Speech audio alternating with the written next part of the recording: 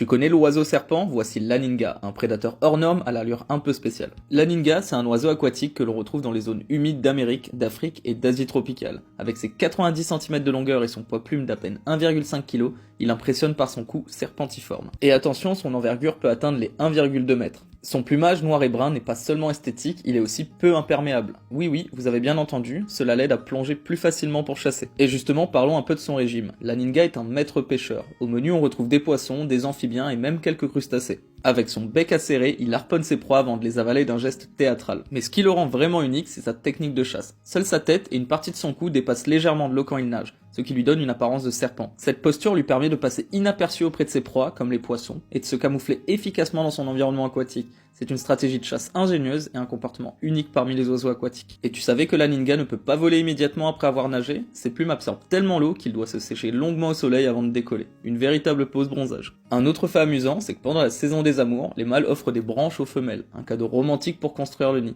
Et oui, même les oiseaux savent séduire. Et attention à son appétit, comme les pélicans, l'aninga est parfois tellement gourmand qu'il tente d'avaler des proies bien plus grandes que lui. L'aninga, c'est bien plus qu'un simple oiseau, c'est un véritable acrobate aquatique, un caméléon des marais et une merveille de la nature. Alors si cette vidéo t'a plu, dis-le moi en commentaire, n'oublie pas de t'abonner, et je te dis à la prochaine fois pour une nouvelle vidéo.